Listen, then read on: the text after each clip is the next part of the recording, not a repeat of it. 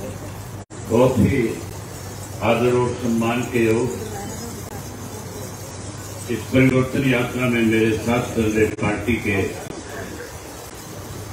राष्ट्रीय, प्रदेश, जिला और हल्का स्तर के सभी नेतागण, मान और सम्मान के योग करनाड़ा गांव के आदरणीय बुजुर्गों, नौजवान साथियों, सम्मान के योग्य माताओं, बहनों, सबसे पहले तो मैं आपका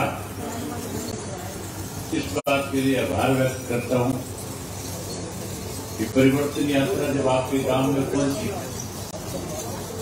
आपने बड़ी संख्या में इकट्ठे होकर के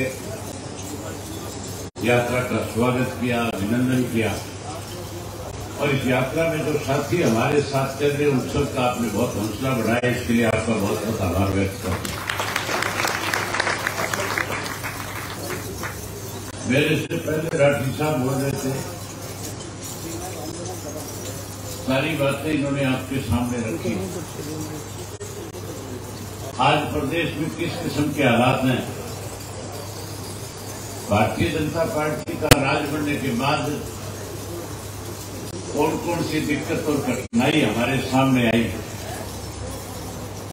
अगर मैं विस्तार से उन सब बातों की चर्चा करूंगा तो बहुत लंबा समय लग जाएगा। बुजुर्गों साथियों, आज से 4 वर्ष पहले हमारे देश के प्रधानमंत्री जी जब लोकसभा का चुनाव चल रहा था, जिस किसी भी राज्य में जाते थे वहां खुल करके एक बात कहते थे कि अगर दोबारा सरकार बन गई तो मैं किसान की आय 2 गुना कर दूंगा। 2022 का समय तय कर दिया कि 2022 तक किसान की फसल की आमदन है उसकी कीमत 2 गुना करके किसान को फायदा पहुंचाऊंगा। 2022 बीत गया, किसान की आय 2 गुना होने की बजाय किसान कर्जदार हो गया, महंगाई बढ़ गई, बेरोजगारी बढ़ गई,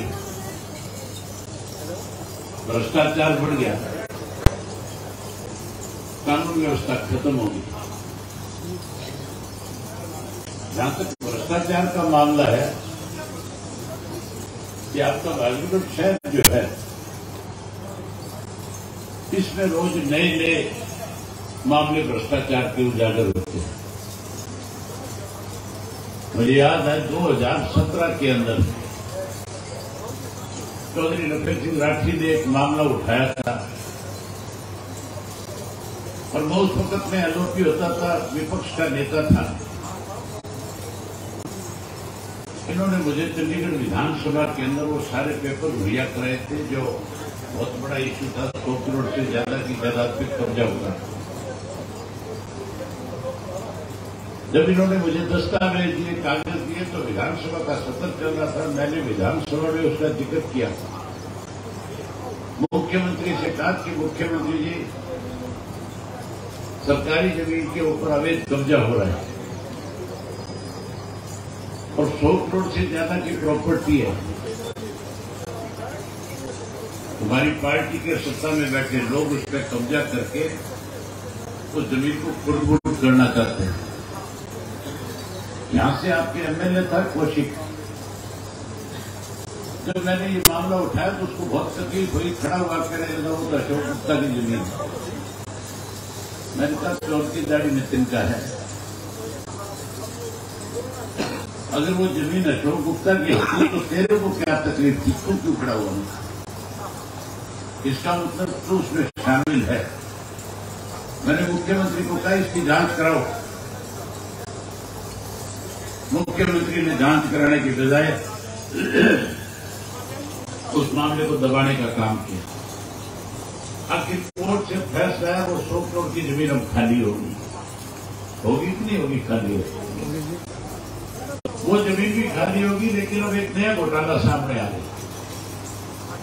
अब तो जो प्रॉपर्टी टैक्स बढ़ता है, प्रॉपर्टी आईडी बढ़ती है। प्रॉपर्टी आईडी भी बीजेपी के लोग जो बीजेपी से जुड़े हैं उन्होंने फर्जी बना करके लोगों से करोड़ों रुपए हड़पने का काम किया। 10 लाख का मामले सामने है, अगर सारे की जांच हो जाएगी तो कई करोड़ का मामला होगा जिसमें बहुत सारे लोग शामिल पाए जाएंगे।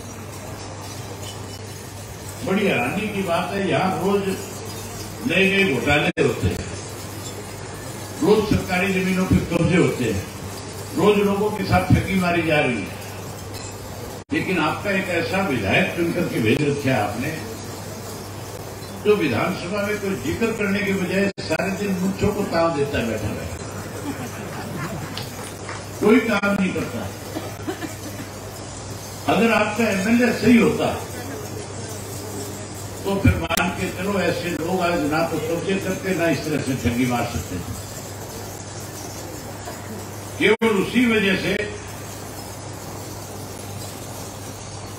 ये दिक्कत आज सब लोगों के सामने है। सरकार में बैठे लोग कैसे आपको परेशान कर रहे हैं। आज प्रॉपर्टी आईडी के नाम के ऊपर भी लोगों के बीच में बहुत सी परेशानी है। जहां प्रॉपर्टी आईडी से परेशान हो रहे हो, वहीं प्रॉपर्टी टैक्स जो है, जो हाउस टैक्स है, वो भी अनाप शराब लगा करके लोगों को परेशान सरकार की तरफ से किया जाता है। परेशान हो कि नहीं इन दोनों चीजों से? मुझे लगता है कम परेशानी है, इसलिए बोल नहीं रहे थे, ज्यादा परेशान है। जिस सरकार को बदलना चाहते हो कि नहीं बदलना चाहते, परिवर्तन करना चाहते हो कि नहीं चाहते? परिवर्तन करना चाहते हो। परिवर्तन करना चाहते हो तो हमारे ऊपर विश्वास भरोसा भी है कि नहीं है? तुम्हें भरोसा है? आज की मौजूदा सरकार ने तो हर आदमी को परेशान किया। इस मुख्यमंत्री ने तो कैसे बुढ़ापा पेंशन कटे उसके लिए भी एक योजना बना दी, परिवार पहचान पत्र। सारा दिन नई नई आईडी बनाता है, बैठा बैठा सारा दिन, और कोई काम नहीं है मुख्यमंत्री को। ये सोचता रहता है कि कौन कौन सी आईडी बनाऊं जिससे लोगों को दिक्कत आए। प्रॉपर्टी है, परिवार पहचान पत्र बना करके जहां सुविधा देने की बात करता था, सुविधाएं देने की बजाय बुजुर्गों की पेंशन काट दी, गरीब लोगों के पीले कार्ड काट दिए, जिससे गरीब लोगों को कुछ सुविधा मिलती थी वो खत्म कर दी।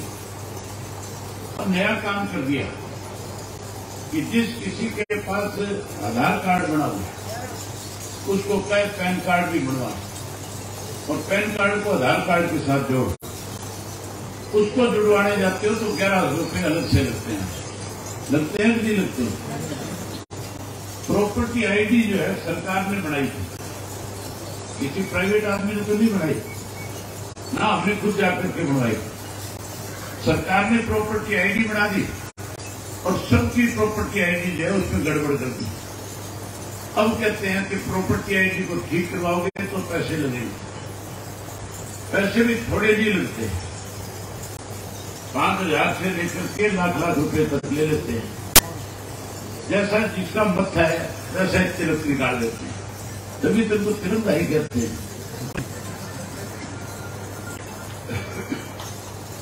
हर आदमी को परेशान कर दिया, लूट मचा रखी है दोनों हाथों से। गरीब आदमी जो मजदूरी करने वाला है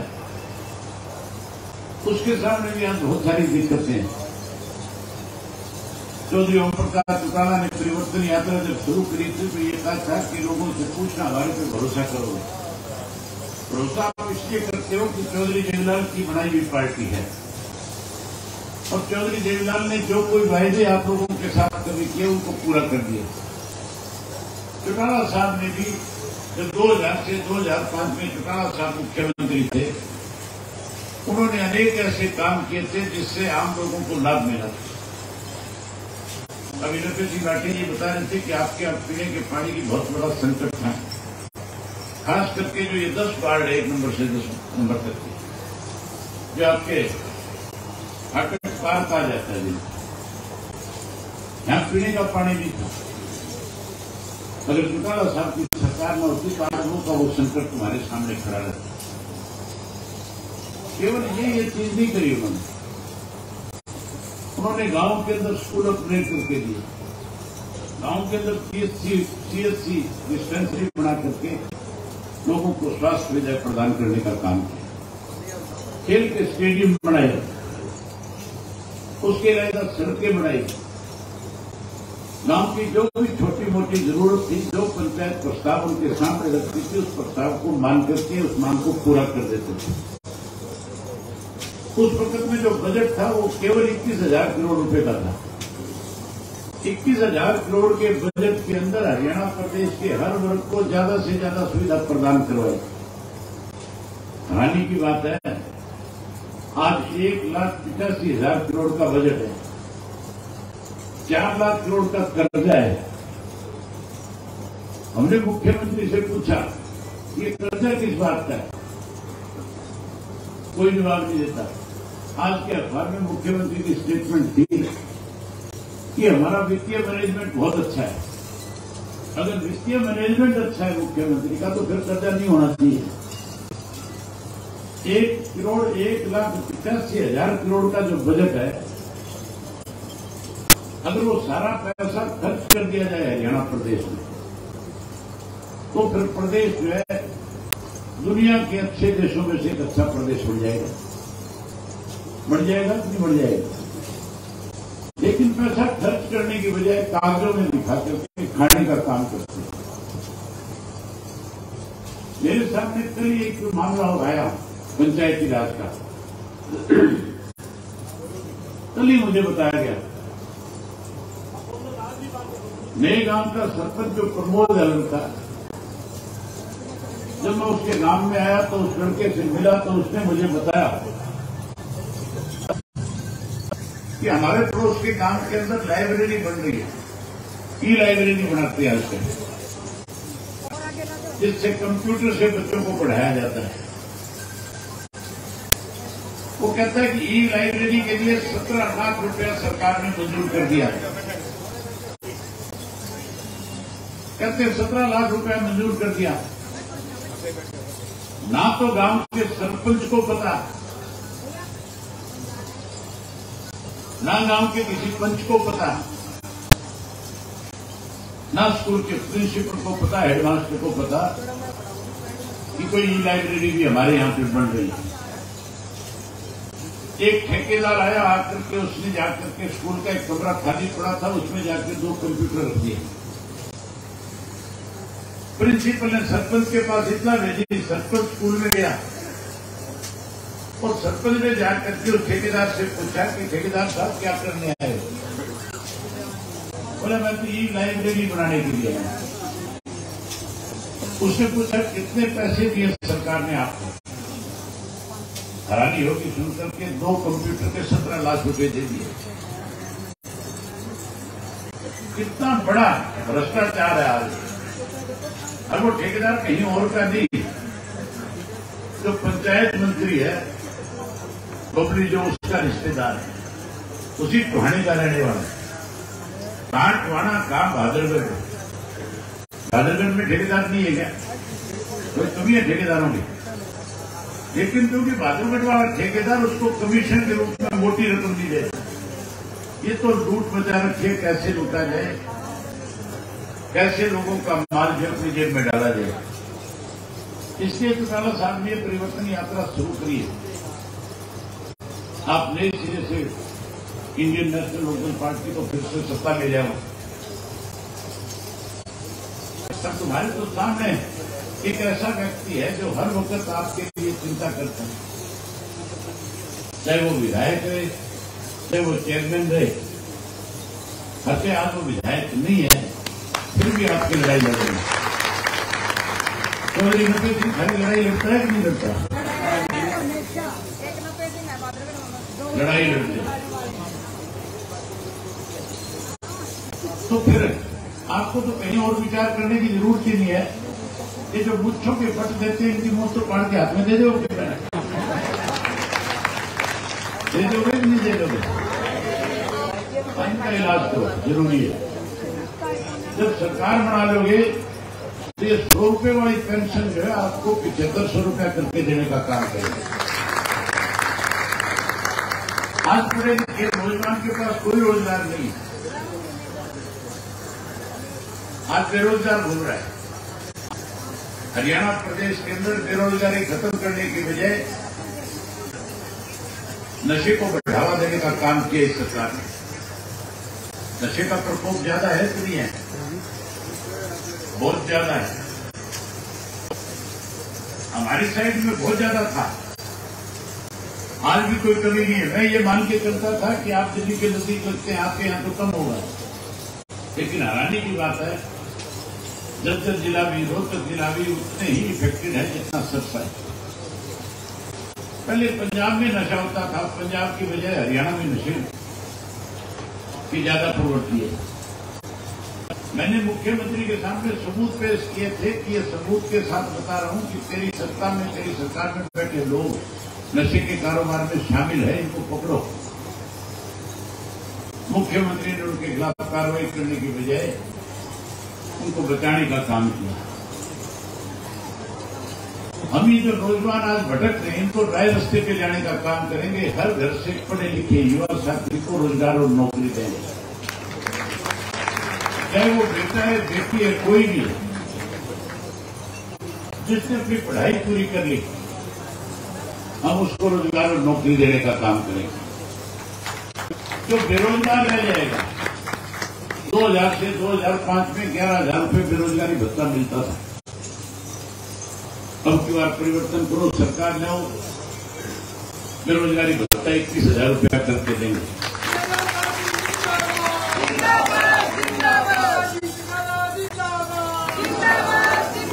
भाई ये जो माताएं बहनें बैठी आज के लिए बहुत परेशान है।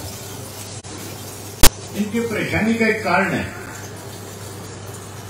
हमारे देश के प्रधानमंत्री ने कहा था कि इनको गैस का सिलेंडर मुफ्त में दूंगा, कहा था ना मुफ्त में दूंगा। सबके घर में चूल्हे है, गैस के सिलेंडर मुफ्त में आता है क्या? सिलेंडर मुफ्त में नहीं आता। और अब तो जब गैस का सिलेंडर खत्म हो जाता है और घर में करते हो भरवा के जाओ तो झगड़ा होता है कि नहीं होता है तुम्हारा? तब झगड़ा भी होता है। आप चिंता मत करो, ये झगड़ा खत्म कर देंगे। आप भी परिवर्तन के अंदर बड़ी भूमिका निभाओ। जब आप परिवर्तन करोगे, नए सिरे से चौटाला साहब के नेतृत्व की सरकार बना दोगे, हर घर में एक गैस का सिलेंडर हर महीने आपको मुफ्त में देने का काम करेंगे। हम गैस का सिलेंडर मुफ्त देंगे, नहीं 1100 रुपये रसोई के लिए अलग से खर्च के देंगे हर गृहिणी को, ताकि उसकी रसोई हो जाए।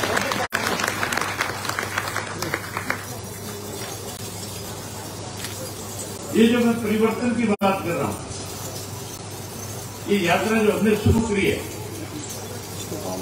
इस परिवर्तन लाने के लिए संघर्ष करने की जरूरत नहीं, इसके लिए कोई आंदोलन करने की जरूरत नहीं। इसके लिए तो केवल एक काम करना, सुबह सवेरे उठते हो, जब कोई अपने से बड़ों को मिलते हो, उनको राम राम कह के मान सम्मान देते हो कि नहीं देते हो?